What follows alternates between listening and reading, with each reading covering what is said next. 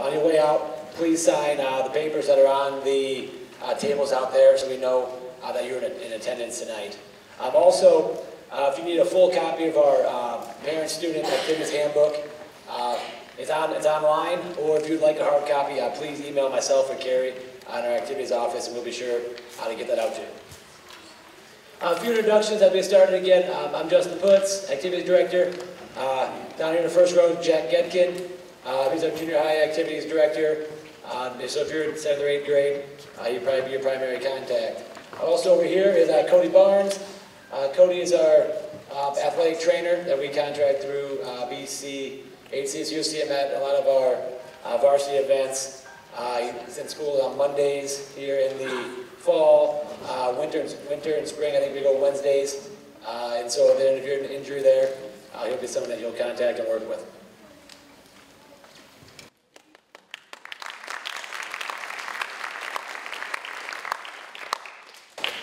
All right, and this meeting is all inclusive of all of our activities, sports, music, speech, everything. A lot of things will be coach/sponsor, activities related. Our activities philosophy, activities need to help connect students and sponsor coaches to the school district while leading to a more positive learning environment.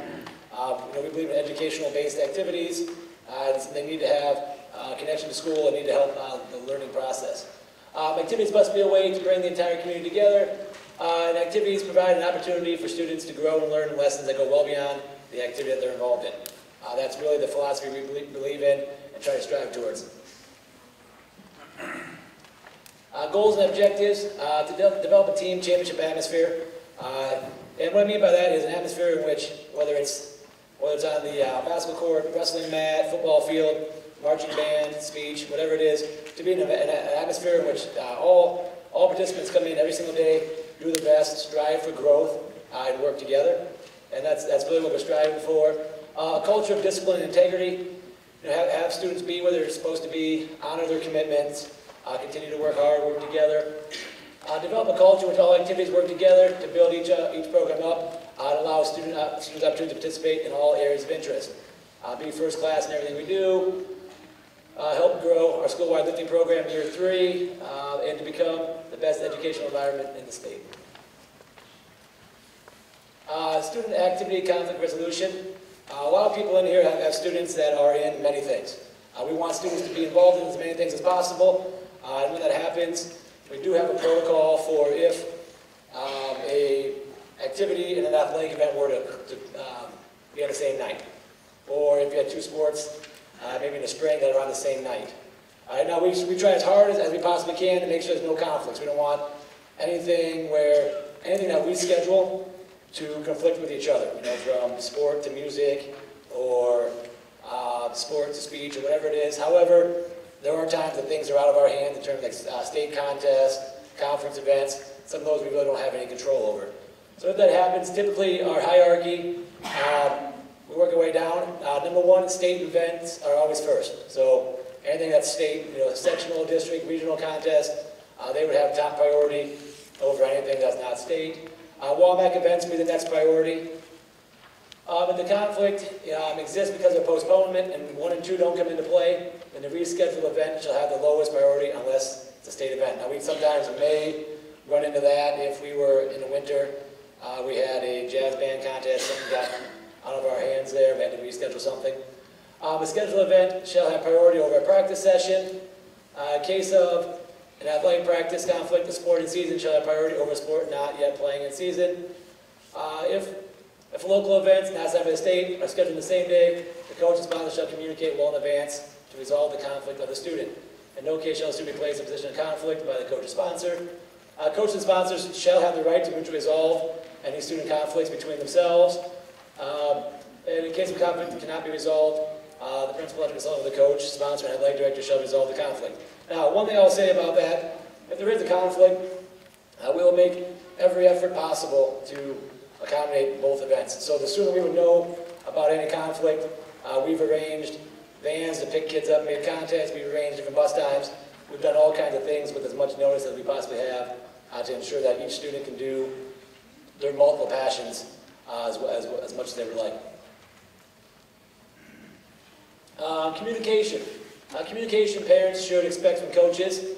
Parents should expect program parameters from the coach and sponsor. What is expected to play, perform, letter, etc. Expectations the coach sponsor has for their students, as well as team expectation of the program. Location, times of all practice and contest. Any team requirement, fees, special equipment, out-of-season work, etc. Procedure to follow should your student become injured or require medical attention during participation. Discipline as a result of the denial of your student's participation. That would be team-related. Any discipline that would be from school administration or violation of code would come probably from myself. Let's say in a good conduct situation or academic eligibility. Communication coaches expect from parents. Notification of any scheduled conflicts well in advance. This is anything from a appointment that you have with the doctor, appointment, I know some appointments are 6 months out, the sooner you let them know the better. Any trips that you're taking, academics, if you have a student that has a college class or they're taking the ACT or whatever it is, things come up as we go on. But again, the more communication, the better. Specific concerns regarding the program or the expectation of the program. If you have a concern about something, please bring it up in a timely fashion. Nothing drives me more nuts than hearing about a concern that's been out there for 3 or 4 months. Please bring it up at that time. Concerns to discuss with coaches. Again, I think anything on this list, all of our coaches would like you to discuss with them. If you have something on this list, please bring it forward. If you have a concern about the treatment of your students, mentally and physically, please share that. Ways to help your students improve. Concern about your students' behavior on and off the field. If you have any concerns about the expectations on your athlete, or maybe why something is, we have no problem talking about that. Share goals your athlete has, or your participant. If they want to participate well after high school, please share that. If they just want to be a part of the team, I think sharing goals will allow your coach/sponsor to work more productively with your student. Inappropriate concerns discussed with coaches. Playing time. I think that's always going to be a coach's decision. Now, I think coach can share how they do playing time. Maybe it's or how they do first chair, second chair, how you do which event and speech. There's ways that we can have that conversation, but being specific with playing time is not one of them. Team strategy, play calling, and other student athletes and participants. It's not real appropriate to discuss somebody else's student with them. Who to contact with the concern. We believe a lot in the chain of command. Honestly, staying within the chain of command is probably the fastest way to get something solved. If you have a concern, always talk to the head coach, sponsor first about it. And again, that's probably the fastest way to get something solved. And if you don't feel like you have something solved or you haven't got what you need, feel free to give myself a call or an email. After that, John Howard, high school principal, then Superintendent Ms. Peterson will help you out as well. But again, always start at the bottom level. It's easiest to get the problem solved in a timely manner that way. Ways for parents to be involved. We had our first ever Mustang Roundup in here a couple weeks ago. And we had a wrestling coach, former wrestling coach at Wartburg College, Jim Miller, come in. And one of the things he talked about was everybody's on the team. And that's everybody in this room. And the easiest way to get where you want to go is have everybody going in the same direction. And, there's ways that everybody wants more involvement, more help in their programs. And, I just thought off the top of my head, this morning I was typing this ways in which, parents can be involved in the program. And there's many, many more than this. Help support the program, volunteer, join clubs. That could be Booster Club, Music Boosters, Rep Mac Club, Youth Basketball Club, whatever it is, there's ways in which we can help as well. A lot of our clubs are looking for volunteers to help with concession stands, stuff like that. Maybe it's keep stats, maybe it's take pictures, help with team meals, connections to potential guest speakers that you have that can maybe come talk to the team, post-game celebrations, etc. Don't hesitate to talk with your coach/sponsor about ideas that you might have to help. Help ensure students are at performances, workouts, games, camps. Many times, I'll use the example of the weight room. I can't make them get in there. but we can strongly encourage and help communicate issues or barriers that we have and work through them. Create a positive, supportive environment. That's for a kid at home, for coaches, for other spectators, for everybody. Sell the program. Social media, be positive to other parents out in the community about all the good things that our activities are sponsoring. I believe that we have a really, really strong activity program. We're good at, we have nice quality athletics. We have great music, we have great speech, our musical, our fall play. It goes on and on. We're always adding clubs in the last few years. But just be positive out there in social media and to the community, and I think we can really get momentum going. Now, on the same token, I do want to share some of our information policies with us. Eligibility, high school sports. This is actually state law. It's not necessarily an independence policy. There's really no wiggle room in this one. If you're in sports and you fail class, you're ineligible for 30 days from the first competition date. All right, so it's a straight 30 days. It's as many games that fall under that time frame. That's how it is. If you're out for speech, the Iowa High School Speech Association. Again, this is their bylaw, and that's our law. They're out 30 days from the end of the grading period. Junior high. Junior high is a little bit different. This is our own independence policy. After week 3, grades are checked every 2 weeks. If kids have 2 Fs, they're out for 2 weeks. Whether they get those Fs up tomorrow, the next day, they're out until they checked again, and they no longer have 2 Fs. This will probably start early on in September. Good conduct policy. We do expect that our athletes and participants in activities we have high expectations of how they behave, in school and as well as out of school. If a good conduct policy would be broken, I'll share that in the next few slides. It would be first offense would be 20% of the season. Second offense would be 50% of the season. Third offense would be 1 calendar year. Fourth offense would be prohibited from extracurricular activities for the remainder of their high school career. All right, examples of violations. This is out of our handbook, our student handbook. Sell, manufacture, distribute illegal drugs. Possess, use, or threaten to use any instrument that is generally considered a weapon. Possess, use, or be under the influence of illegal drugs. Possess, use, influence of alcoholic beverages. Assault or physically or sexually abuse any person. Use, possess, or transmit tobacco or imitation substances. Damage, destroy, vandalize, or steal school property or personal property of employees, students, visitors of the school. Participate in any conduct that in Iowa is illegal. One important note is whether or not an arrest or conviction occurs, except for simple misdemeanors under traffic violations. Have found in cases of bullying or harassment or discrimination based on all of those.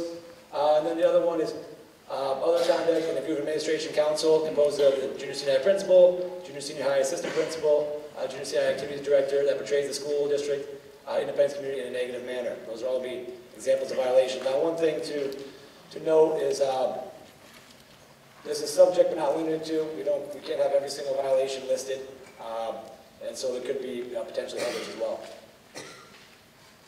What the policy applies to: all of our athletics teams, fine arts, speech, co-curricular clubs, jazz band, AV Tech, class officers, cheerleading, FFA, honorary officers, dance team, student council, National Honor Society, any other school activity where a student represents the school.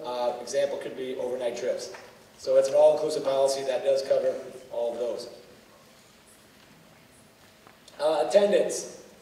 Under normal circumstances, students have to be in school to participate for us. They have to be at school by noon to participate in a practice or competitions, and that's from everything from athletics to activities as well. Students are not allowed to have an unexcused absence during the school day. They're just leave for the day. They would not be allowed to participate. Expectation that our events, we want everybody to be a supporter. And that kind of goes back to the thought of everyone's on the team. The atmosphere we're trying to create at our games is one that's going to get everybody moving in the same direction. Practice good sportsmanship. We expect our coaches, players, fans, everybody to model sportsmanship. We're not going to yell at officials, players, coaches. We're not going to heckle the other team. We're not going to approach coaches after the games with concerns. Again, there's times to bring up concerns. I don't necessarily think immediately after the game is that time. Next day is a better time. And sometimes it can be tough trying to coach from the stands. You know, there's a million ways to do things. Kids are coached to do things certain ways. Sometimes it can be confusing. Cooperate with all game management and school personnel. Everybody from administrator on duty to ticket taker to school janitor to whoever it is. And my goal is really to change the culture and image, and this is probably particular in our athletics. And I have up there in quotes, "If we don't do that here," and that's probably what people hear from me throughout the year. You know, if we have people kind of getting wound up, I'll probably say, "Hey, you know, we don't do that here." And you know, my goal is that other people in the stands can say that as well. Hey, you know, we don't do that here. Because one of the things I think is that we can help police ourselves a little bit before anybody gets too wound up. It's always good to get the situation before it gets bad. I think we've had a spectator kicked out of an event each year for the last 4 years. All right, it's not been a ton, but that's a tradition that I'd like to end. You know, I just like to give the point of, you know, we don't do that here. And I think it's simple, easy, something everybody in this room can remember and contribute to as well. And you know, one thing I want to share about our sportsmanship ratings. Actually, this is for boys sports, and the Girls Association doesn't do this yet, but our players, this is rated by officials. The boys were rated above state average in sportsmanship in 5 of the 5 sports rated last year. And so I'm happy to see that our athletes did that. Our coaches were above state average in 4 of the 5 sports that officials rate. Our adult spectators are below state average in 4 of the 5 sports officials rate. And no, I don't necessarily think we're necessarily unique in that fact, but I want to change it. You know, I want to get back to we don't do that here. And it goes back to my very first few slides of what our philosophy and what our goals are. And you know, our goal is to be the best educational environment to stay in educational activities. And we always need to make sure we keep things in the right, you know, context and being supportive. And remember, everybody's on the team. Questions?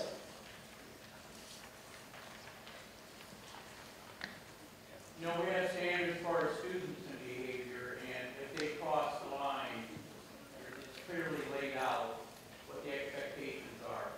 You know, over the course of the last several years, we've lost some very good coaches because of harassment by parents and adults. Are there any guidelines for the parents saying, here's the line, you cross it, you're out? Yeah, in the full, we have a full list of spectator expectations in the handbook. But you know, I think it's simple. I think it comes down to keeping everything in the right context. Now, typically, when we had a fan ejected from a game, they had to meet with myself before they could come back to one of our events. Normally not allowed at an event or so between that time frame. And we discussed it, and it's board policy where if something else would happen again, it might end up being a thing where it would be where they wouldn't be welcome at our events again. So, and again, I hope we don't get to that situation. I think keeping things in the right context is important.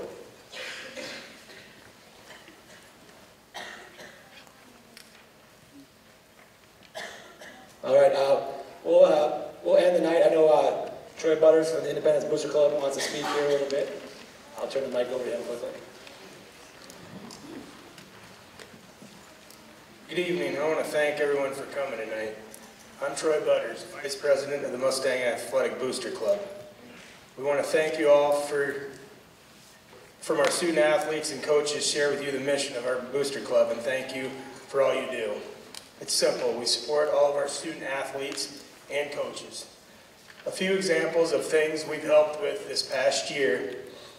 Since 2010, the boosters have directly spent over $140,000 on football, basketball, track, and cheerleading uniforms, team camps, shared fees for state hotel rooms, shared fees for a new wrestling mat, game balls, weighted goals, softball pitching mat, baseball safety screen, practice jerseys, pitching machines, eagle eye track system, weighted medicine balls for strength and agility, mascot costume, new cameras, weighted racks, basketball warm-ups.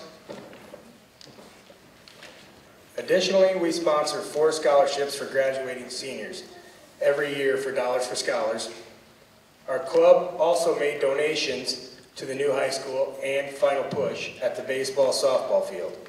We are able to support these efforts because we sponsor a variety of fundraising events that have included concession stands, the clothing booth, annual golf outing, and Pro Pick raffle, and of course, business and family memberships.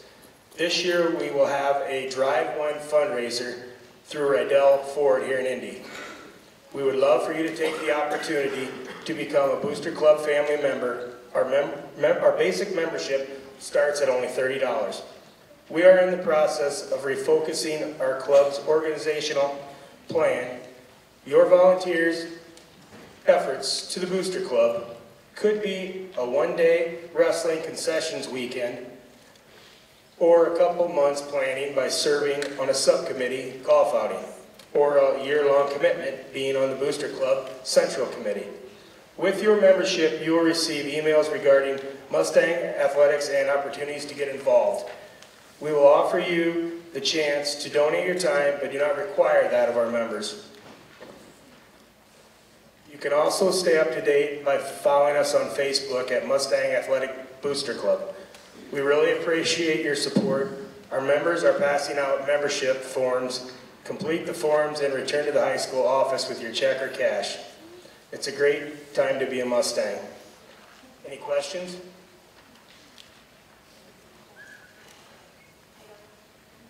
When's the drive? I believe October 20th. 28th, I'm sorry. 28th. Any other questions? Thank you, and go Mustangs.